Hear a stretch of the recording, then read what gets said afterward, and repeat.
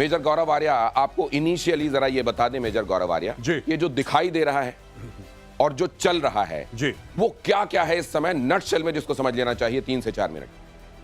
देखिए, सबसे पहले तो मैं बता दूं कि जिसने पाकिस्तानी डीजीएमओ ने जब इंडियन डीजीएमओ को फोन करा और जिससे रहम की भीख मांगी, वो हमारी रेजिमेंट के हैं, वो कुमाऊं रेजिमेंट के हैं, इंडियन आर्मी के डीजीएमओ। मुबारक हो। तो आना इनको कुमाऊनियों के चरणों में ही पड़ा। चलिए, बढ़िया चीज है। अब इसमें क्या है कि दिनेश जी, ओवरऑल एक पर्सपेक्टिव है। नाउ पर्सपेक्टिव क्या है? पर्सपेक्टिव ये है कि इंडो पैसिफिक की बात कर रहा है अमेरिका, और अमेरिका ने ये बोला है कि आप सीजफायर करिए। अब देखिए, अमेरिका की प्रॉब्लम क्या है कि रूस और यूक्रेन का पूरा सीजफायर नहीं हो पाया, पहली चीज। इजराइल और हमास का कुछ कुछ हो गया है, लेकिन वहां पे भी छुट छुट चल रहा है मामला। ये अमेरिका के लिए बहुत परेशानी वाली बात है, और अमेरिका भारत को यह कह रहा है कि छोटे मोटे चक्करों में मत पड़ो, ये पाकिस्तान जैसे कीड़े मकोड़ों के चक्कर में आप क्यों पड़ रहे हो? आपके सामने एक बहुत बड़ी चुनौती है चाइना, और वो हम दोनों की चुनौती है। अच्छा, दूसरी तरफ पाकिस्तान का जो एम्बेसडर है अमेरिका में, वो जाके लेट जाता है, नतमस्तक हो जाता है और कहता है कि पापा मुझे बचाइए, पापा बहुत मार रहा है, वो गंदा आदमी है, वो बहुत मार रहा है, बचाइए। अब ये सारी की सारी जब चीजें हैं, और आपको एक बात पता है, एक दिन पहले आईएमएफ का लोन क्लियर होता है $1 अरब का, 2.3 का टोटल 1 अरब की किस्त होती है। अमेरिका ने इसी शर्त पे उसको लोन दिया है कि भैया देखो, ये बात पहले से चल रही थी, लेकिन ये लोन रुका हुआ था। ये बात पहले से, ऐसा नहीं कि कल लोन की बात हुई, ये बात पहले चल रही थी, लेकिन अमेरिका ने साफ तौर पे बता दिया कि अगर तुम्हें पैसा चाहिए तो पापा को कॉल करो, पैसा चाहिए तो पापा को कॉल करो, और ये जो कर रहे हैं उसको बंद करो, और पहले तुम्हारे डीजीएमओ को बोलो कि उधर फोन करे और वहां परिस्थितियां सामान्य करे तो तुमको पैसे देते हैं। जी। तो एक भिखमंगे देश को, जिसको बहुत जल्दी से भीख की जरूरत थी, वो वरना बहुत दिनों तक सरवाइव नहीं कर पाता, उसने तुरंत इसके लिए वो राजी हुआ। हालांकि उसको जितने थप्पड़ मारे जाने चाहिए थे उसकी मौजूदा स्थितियों की वजह से, पहलगाम में जो उसने किया उसकी वजह से, वो पड़ रहे थे और पढ़ते जा रहे थे, सफिशिएंट उसको मारा जा चुका है, और ये मारा जाना बंद हो जाएगा, ये हिंदुस्तान ने कभी कहा नहीं। अगली खबर देखिए, सीजफायर के ऐलान के बाद बड़ी बैठक हुई है, प्रधानमंत्री आवास पहुंचे सीडीएस, तीनों नेताओं के प्रमुख भी बैठक में मौजूद हैं। प्रधानमंत्री आवास पर यह बैठक चल रही है, जहां सीडीएस अनिल चौहान मौजूद हैं, और साथ ही तीनों सेनाओं के प्रमुख भी मौजूद हैं। जो अभी 3 दिनों में हुआ है और जो आने वाले दिनों में भारत करेगा, उसको लेकर न सिर्फ रिव्यू हो रहा है बल्कि प्लानिंग हो रही है। और यहाँ ये बैठक जब चल रही है तो एक और अहम खबर आपके सामने रख दूं, पिछले 3 दिनों में पाकिस्तान को बड़ा नुकसान हुआ है। Air defence system, radar system ध्वस्त हो गए हैं। पाकिस्तान का कमांड और कंट्रोल, उसको जबरदस्त नुकसान पहुंचा है। पाकिस्तान के सैन्य ठिकाने भी तबाह हुए हैं। पाकिस्तान में कई टेरर कैंप पूरी तरह नेस्त नाबूद हो गए हैं, और भारत पहले दिन से यह कहता रहा है कि हमको नीर क्षीर विवेक से काम लेना चाहिए। पहला, पाकिस्तान ने यह क्लेम किया कि उसने अपने JF-17 से हमारे S-400 व ब्रह्मोस मिसाइल बेस को नुकसान पहुंचाया, जो कि बिल्कुल गलत है। दूसरा, उसका ये भी मिस इन्फॉर्मेशन कैंपेन था कि हमारी एयरफील्ड, जो कि सिरसा, जम्मू, पठानकोट, बठिंडा, नलिया और भुज में है, ये उसका मिस इन्फॉर्मेशन भी बहुत गलत है। तीसरा, पाकिस्तान के मिस इन्फॉर्मेशन कैंपेन के मुताबिक हमारे एम्युनिशन डंप्स जो चंडीगढ़ और बियास में है, उसका डैमेज हुआ, यह भी बिल्कुल गलत है। हमने आपको मॉर्निंग ब्रीफिंग में बताया था विद फैक्ट्स एंड फिगर के साथ कि ये सारी चीजें बिल्कुल सही सलामत हैं।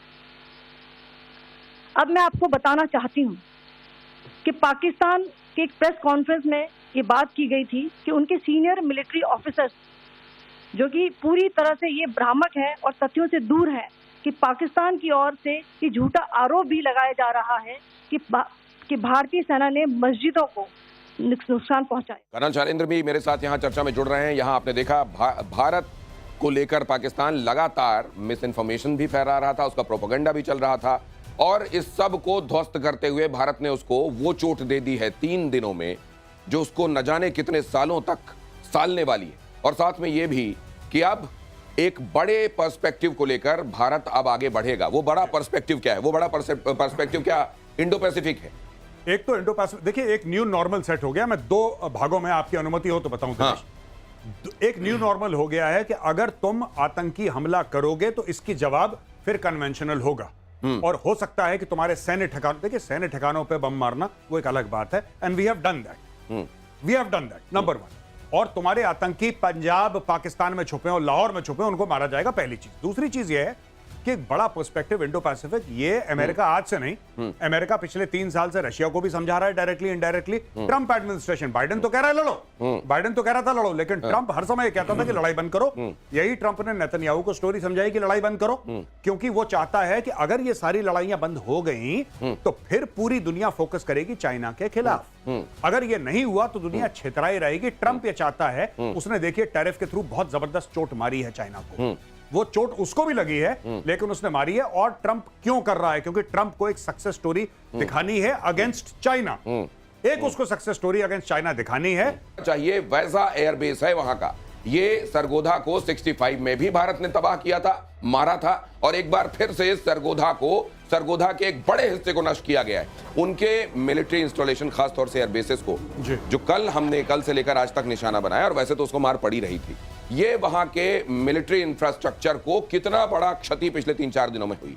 देखिए जो इनको क्षति पहुंची है इंफ्रास्ट्रक्चर की, उससे मुझे लगता है कि कहीं ज्यादा साइकोलॉजिकल डैमेज पहुंचा है। देखिए ऐसा है, ये साइकोलॉजिकल एट्रिशन ज्यादा है आपके? ज्यादा नहीं, जो इंफ्रास्ट्रक्चर को डैमेज पहुंचा वो तो पहुंचा है, उसको हम मना नहीं कर सकते। हाँ। वो एक बहुत भारी डैमेज है, लेकिन जो साइकोलॉजिकल डैमेज है, क्योंकि पाकिस्तान आर्मी ने हर समय अपनी जनता के सामने अपने आप को दिनेश एक सुपरमैन की तरह पोर्ट्रे करा है कि जी हम सुपरमैन है, हमें कुछ नहीं हो सकता। जब इंडिया, मैंने आपको कोट भी करा था आपकी शो में कि वो पाकिस्तानी टेलीविजन एंकर क्या बोल रही थी जब उसके सामने पूरे पैनलिस्ट बैठे थे। पाकिस्तानी टेलीविजन एंकर कहती है, उससे बोलती है कि या खुदा, क्या इंडियंस को यह नहीं पता कि हम एटमी पावर हैं?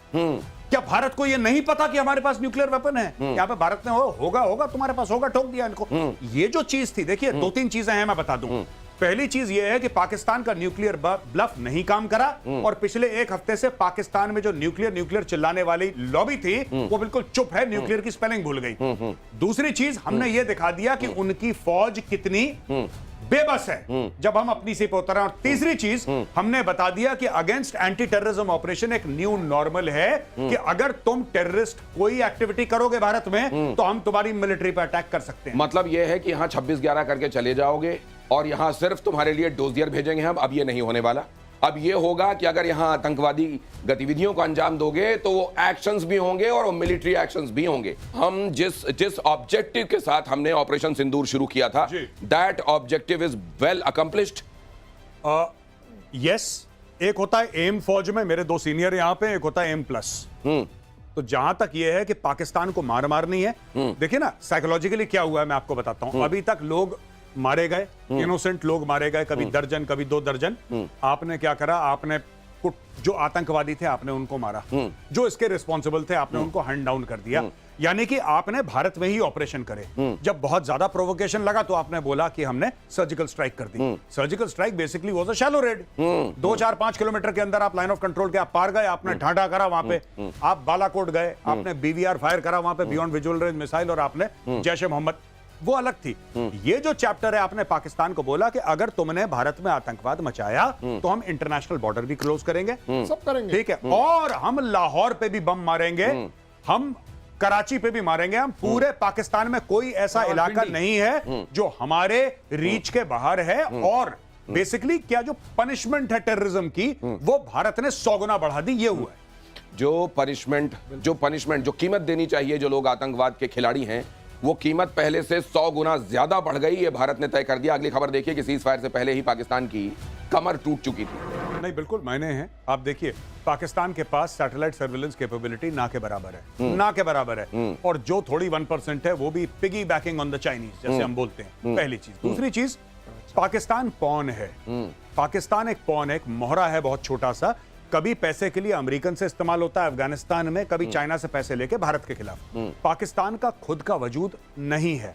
और तीसरी चीज, मुझे ऐसा लगता है कि चाइना ने पाकिस्तान को रेस का घोड़ा समझ के उसको पैसे लगा दिए, और उसने बोला कि हम पैसे देते रहेंगे, हम हथियार देते रहेंगे, ये इंडिया से लड़ता रहेगा, ये बाप चिल्ला गया। ये गौरव आर्या जो कह रहे हैं वो समझ लीजिए, पाकिस्तान चाइना का प्रॉक्सी है। असल में वो प्रॉक्सी सूटेबिलिटी के हिसाब से बनता रहता है, कभी वो अमेरिका का प्रॉक्सी बनता है, कभी चाइना का प्रॉक्सी बनता है। इन दिनों चाइना का प्रॉक्सी है और हिंदुस्तान ये समझता है कि कहां तक जाना है और किसके बाद आगे कदम बढ़ाना, वो हमारे लिए काउंटर प्रोडक्टिव है। जरा ये देखिए, पिटने के बाद पाकिस्तान का प्रोपेगेंडा वॉर चल रहा है। गौरव आर्या, मैं ये तो नहीं कह सकता अप्रोप्रिएट, क्योंकि अगर मुझसे पूछें दिल की बात तो मैं ये चाहता कि थोड़ा सा और एग्जैक्टली ये लड़ाई जो है कम से कम 10-15 दिन और खिंचती और 10-15 दिन प्रॉपर कील ठोक के।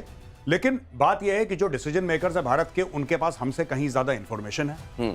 ठीक है, हम लोग वही इंफॉर्मेशन जो मीडिया में अवेलेबल है, हम उस पर अपना रिएक्शन देते हैं। हम तो वहां पे नहीं खड़े सरगोदा एयरबेस के आगे कैमरा लेके कि साहब क्या हो रहा है। जो ब्रेकिंग न्यूज आई उस पर अपना रिएक्शन हमने दिया। लेकिन मैं चाहता एज अ सिटीजन की करीब 2 हफ्ते 15 दिन और आराम से लड़ाई चलती। उससे क्या होता कि पाकिस्तान को we would have been able to inflict permanent damage on Pakistan, जिससे पाकिस्तान फिर यू टर्न नहीं ले सकता था। अभी पाकिस्तान को सिग्निफिकेंट डैमेज कॉज हुआ है, लेकिन एक होता है ना कि दिल पे मरहम वाला, थोड़ी सी आपके घाव पे मरहम लगा है, लेकिन जो आपके कलेजे में भी ठंडक पड़नी चाहिए उसके लिए अभी इंतजार है और भारत ये जानता है कि वो इंतजार है। इसीलिए ये प्रतिशोध जारी रहेगा। ये बात भी तय कर दी गई है कि एक्ट ऑफ टेरर को एक्ट ऑफ वॉर माना जाएगा। आप कुछ कह रहे हैं? मैं ये कहना चाहता था कि 3 और चीजों का खुलासा हुआ है। हाँ।